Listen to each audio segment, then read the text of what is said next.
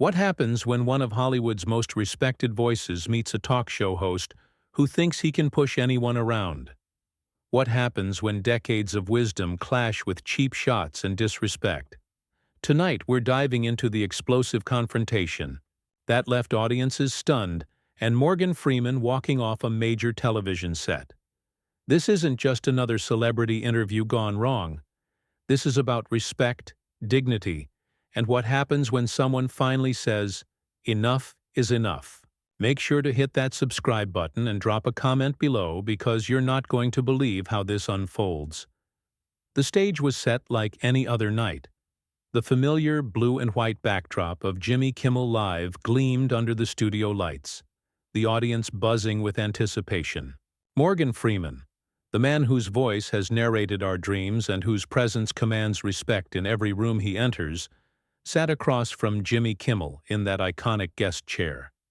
Freeman wore his signature calm demeanor, hands folded, that gentle smile playing at the corners of his mouth. He'd done this dance 1,000 times before, promoting films, sharing stories, charming audiences with his effortless grace. Kimmel opened with his usual theatrical energy, gesturing wildly as he introduced his guest. "Ladies and gentlemen, we have the incomparable Morgan Freeman here tonight. And I've got to say, Morgan, at your age, I'm surprised you're still taking on these action roles. Are you trying to prove something?" The audience chuckled, but there was an edge to the question that Freeman caught immediately. His eyebrows raised slightly, that trademark measured response already forming. "Jimmy, I take on roles that challenge me, that tell stories worth telling. Age is just a number, and experience is invaluable." Right, Kimmel nodded, but his smirk suggested he wasn't done. "But let's be honest, some of these younger actors, they're doing their own stunts. They're really putting themselves on the line. Don't you feel like maybe it's time to step aside and let the new generation take over?" Freeman's smile tightened almost imperceptibly. "The new generation has a lot to learn, Jimmy. There's a difference between doing stunts and embodying a character. I've been perfecting my craft since before some of these actors were born." "Ooh, okay."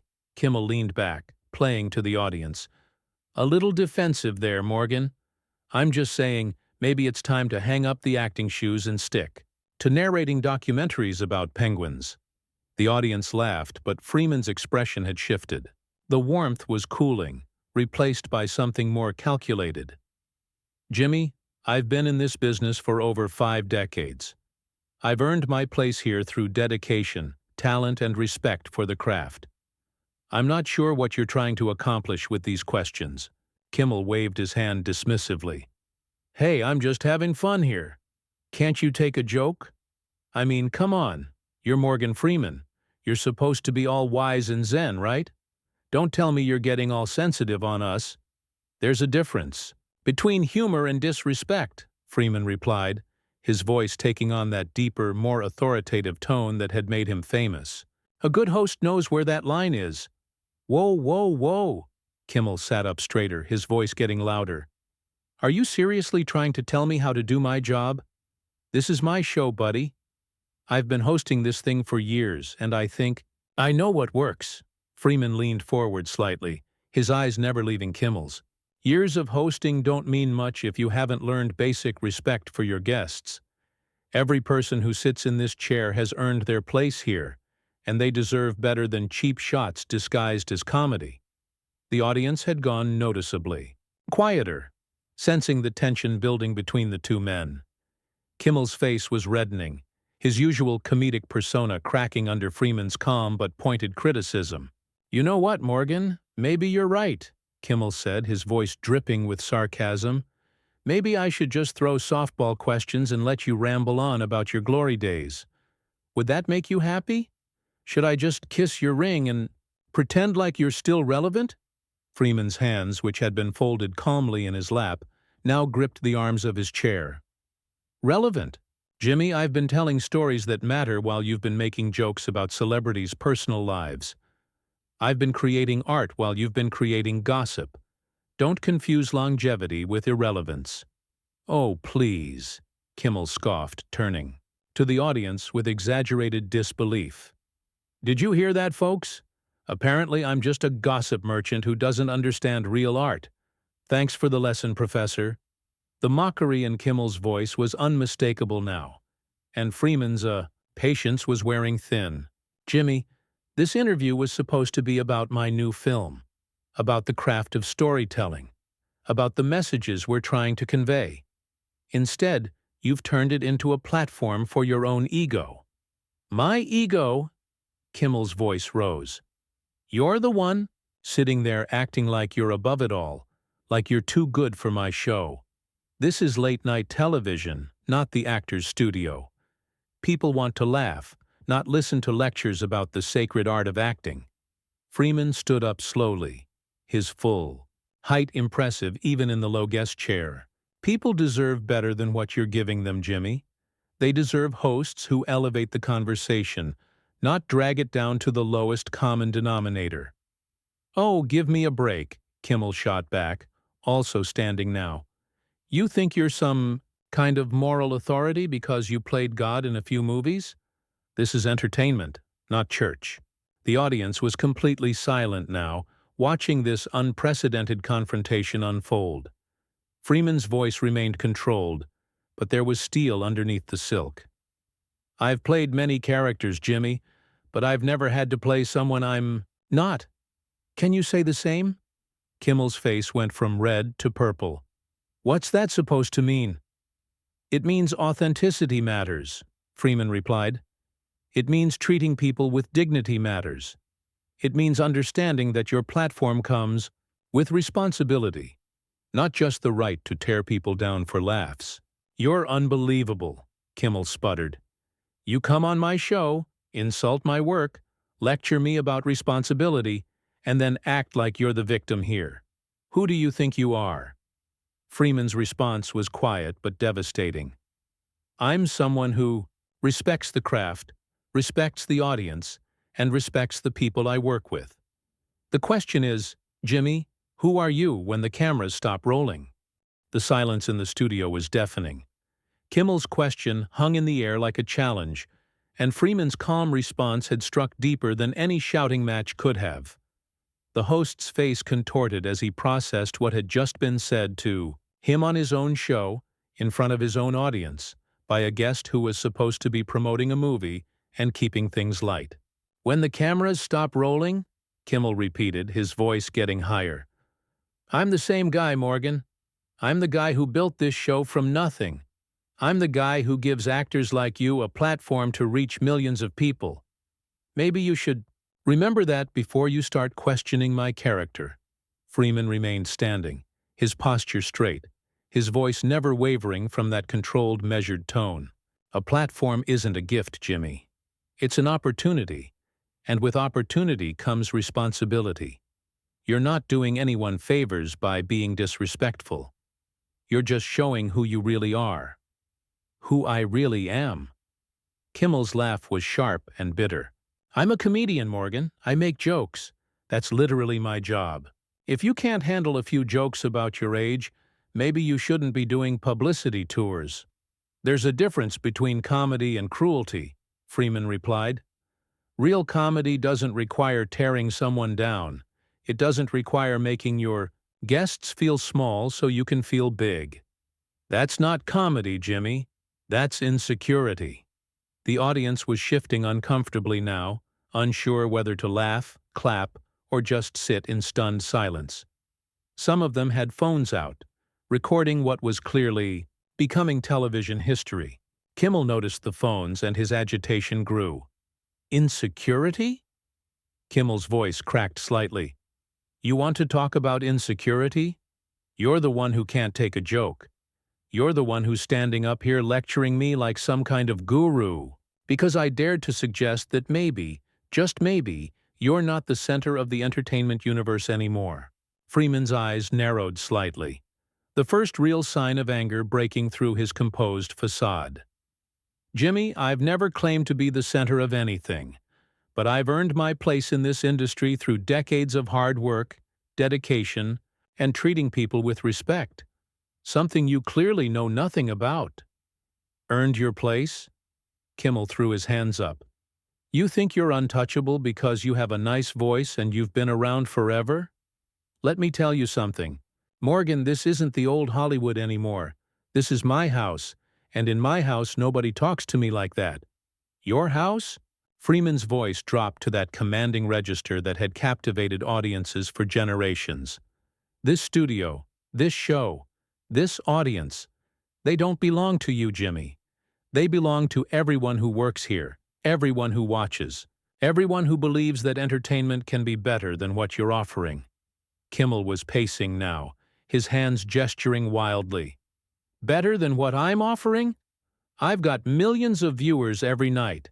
I've got celebrities lining up to be on this show. I've got awards. I've got respect in this industry, and I don't need some has-been actor telling me how to do my job. The word has-been landed like a slap. Freeman's jaw tightened, and for the first time in the entire confrontation, his composure cracked just enough to show the fire underneath. Has-been? Jimmy, when you were making jokes in comedy clubs, I was already building a legacy that will outlast anything you'll ever create. When your 15 minutes are up, when your ratings drop and they replace you with the next young comedian, my work will still be touching people's lives. My 15 minutes? Kimmel's voice was nearly shrill now. I've been doing this for over 20 years. I'm not going anywhere. And you know what? After tonight, neither are you. Not on this show anyway. Freeman smiled, but it wasn't the warm, grandfatherly smile audiences were used to. This was something colder, more calculating. Is that a threat, Jimmy? It's a promise, Kimmel shot back. You think you can come on my show and disrespect me in front of my audience? You think you can lecture me about responsibility and authenticity? Well, here's some authenticity for you, Morgan. You're done here. The audience gasped audibly. Some people were standing now, phones definitely recording, murmurs rippling through the crowd. Freeman looked around at the faces staring at him, then back at Kimmel, who was red-faced and breathing heavily. You know what the real tragedy is here, Jimmy? Freeman's voice was soft now, but it carried to every corner of the studio. You had a chance to have a real conversation with someone who's lived through decades of this industry's changes. You could have asked about craft, about storytelling, about the responsibility that comes with influence. Instead, you chose to make cheap jokes and throw tantrums when someone called you on it. I don't need lectures from you, Kimmel screamed, his voice echoing off the studio walls. Security, get him out of here! Get him off my stage! Freeman held up a hand toward the approaching security guards, his dignity intact even as chaos erupted around him. That won't be necessary, he said calmly. I can see myself out. Yeah, you do that, Kimmel yelled after him. And don't come back. This is what happens when people think they're too good for late-night television. Freeman turned back one last time, his voice cutting through Kimmel's shouting like a blade through silk. Jimmy, this isn't about being too good for late-night television. This is about late-night television being better than this. Your audience deserves better. Your guests deserve better. And deep down, somewhere under all that anger and insecurity, I think you know you deserve better too. Kimmel's mouth opened and closed like a fish gasping for air. For a moment, just a moment, something flickered across his face. Uncertainty, maybe even shame. But it was gone as quickly as it appeared, replaced by rage. Get out! He screamed. Again. Get out of here now! Freeman nodded once, a gesture that somehow managed to convey both disappointment and forgiveness. He straightened his jacket, looked out at the stunned audience, and began walking toward the exit. Every step was measured, dignified. The walk of a man who knew his worth regardless of how others chose to treat him. Behind him, Kimmel was still ranting, his voice growing hoarse. That's right, walk away, run back to your mansion and your awards, and pretend like you're better than everyone else. But remember this, Morgan, you're the one who started this fight. Freeman paused at the edge of the stage, just for a second, and without turning around, he spoke one final time. His voice was quiet, but in the sudden hush that fell over the studio, every word was crystal clear. "Jimmy, I never started a fight. I simply refused to participate in your war against dignity." The studio fell into an eerie quiet as Freeman's words echoed through the space. His final statement about refusing to participate in a war against dignity hung in the air like a verdict that had been passed down by a judge. The audience sat, in stunned silence, many still holding their phones, capturing what would undoubtedly become one of the most talked-about moments in late-night television history. Kimmel stood frozen on his mark, his chest heaving, sweat visible on his forehead under the hot studio lights. The reality of what had just happened was starting to sink in. He had just thrown one of the most respected actors in Hollywood off his show, and he had done it in the most public, humiliating way possible. Not just for Freeman, but for himself. Freeman walked with measured steps toward the backstage area, nodding politely to crew members who stood slack-jawed at what they had witnessed. His publicist rushed toward him, phone already in hand, probably fielding calls from reporters who had somehow already gotten word of what was happening. But Freeman simply placed a gentle hand on her shoulder and kept walking, his face serene despite the storm he was leaving behind. Back on stage, Kimmel was left standing alone, the weight of several hundred pairs of eyes bearing down on him. The audience didn't know how to react. Some were whispering to each other, others were checking their phones to see if what they had just witnessed was already making headlines. A few brave souls were actually shaking their heads in disapproval, their disappointment visible even from the stage. "Well," Kimmel finally said, his voice hoarse and shaky. He tried to force his usual comedic grin, but it came across as a grimace. "I guess Morgan Freeman doesn't have a sense of humor after all." The joke fell completely flat. Not a single person in the audience laughed. The silence that followed was more damning than any boos could have been. Kimmel looked around desperately, searching for any sign of support, any indication that his audience was on his side. Instead, he found faces filled with confusion, disappointment, and in some cases, outright disgust. His band leader, who had witnessed the entire confrontation from his position just off stage, gave him a look that clearly said, "What have you done?" Even his own staff seemed uncertain about how to proceed. The teleprompter operator was frantically trying to figure out what script to put up next, given that the entire interview segment had imploded. "You know what?" Kimmel continued, his voice getting defensive again. "I'm not going to apologize for doing my job. This is comedy, people. This is entertainment. If certain people can't handle a few jokes, maybe they shouldn't be in show business." A woman in the front row actually stood up and walked out. Then another person followed. Then 3 more. Kimmel watched in horror as members of his own audience began filing toward the exits, their disgust evident in their body language. These weren't hecklers or troublemakers. These were regular people who had come to be entertained, and instead had witnessed something that made them uncomfortable. "Hey, where are you going?" Kimmel called out, his voice cracking with desperation. "Come on, don't let one difficult guest ruin the whole show. We've got a great musical performance coming up, and I've got some hilarious monologue jokes about celebrities that you're going to love." But more people were leaving now. The exodus wasn't massive, but it was noticeable, and for a performer like Kimmel, even losing 10 or 15 audience members felt like a crushing defeat. Those who remained seemed to be staying more out of curiosity than enjoyment, wondering what would happen next rather than anticipating more laughs. Kimmel's producers were frantically communicating through their headsets, trying to figure out how to salvage the show. The commercial break that should have happened after Freeman's interview had been skipped entirely in the chaos, and now they were running long and off-script. The musical guest was probably wondering if they should even bother performing after what had just transpired. "Look," Kimmel said, his voice now pleading rather than angry. "Morgan Freeman is a great actor, okay? I've got nothing but respect for his work. We just had a little disagreement about comedy styles, that's all. These things happen in live television." But his attempt to downplay what had occurred rang hollow. Everyone in that studio had witnessed the same thing. They had seen Kimmel's mask slip completely, revealing someone who was petty, insecure, and cruel when challenged. They had also seen Freeman maintain his dignity under pressure, responding to attacks with wisdom rather than retaliation. A voice from the audience, clear enough for everyone to hear, called out, "You were completely out of line, Jimmy." It was an older gentleman, probably in his 60s, who had clearly seen enough. That man deserved better than that. Kimmel's head snapped toward the voice, his face flushing red again.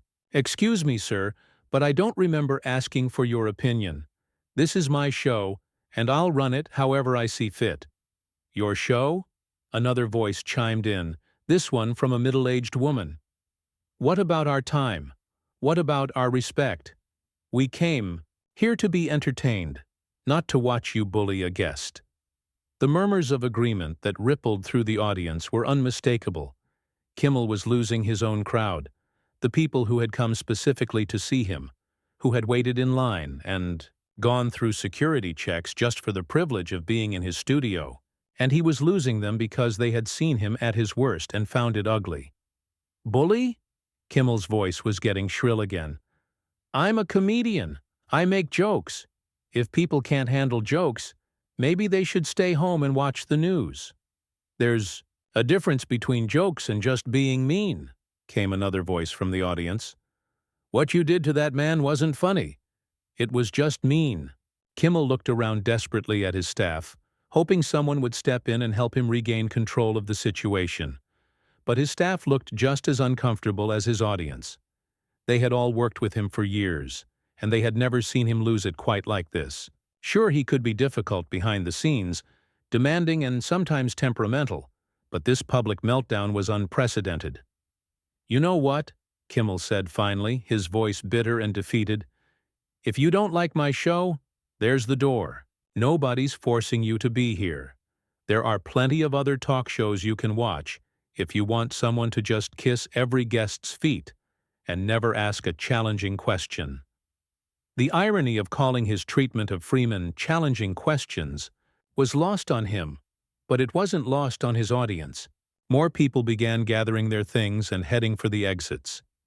The energy in the room had shifted completely, from anticipation and excitement to disappointment and disgust. As Kimmel watched his audience dwindle, something seemed to break inside him. The fight went out of his voice, replaced by a hollow defensiveness. "Fine," he said quietly.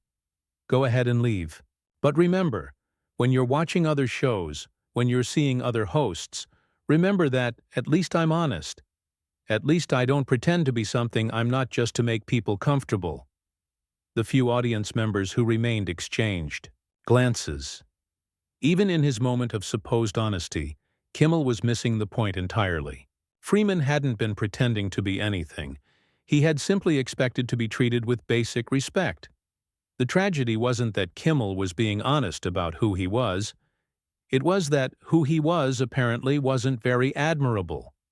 The show limped to its conclusion, with Kimmel going through the motions of his closing segments, while his remaining audience sat in uncomfortable silence. The musical guest performed to a half-empty studio, and the energy that usually built throughout a taping had been completely extinguished. As the cameras finally stopped rolling and the studio lights dimmed, Kimmel stood alone on his stage, looking out at the empty seats where his audience had been. His staff was already huddled in worried conversations about damage control, about how to handle the inevitable media storm that would follow. But Kimmel just stood there, finally understanding the weight of Freeman's parting words about dignity. In the end, Freeman had walked away with his reputation intact, his dignity uncompromised, and his message clear. Kimmel was left with a studio full of empty chairs and the realization that sometimes, when you wage war against dignity, dignity wins by simply refusing to fight back. So what do you think about how this whole confrontation went down? Did Freeman handle it the right way by maintaining his composure? Or should he have fought fire with fire? Drop your thoughts in the comments below. Hit that subscribe button for more celebrity stories that you won't believe, and let me know what other Hollywood confrontations you want to hear about next.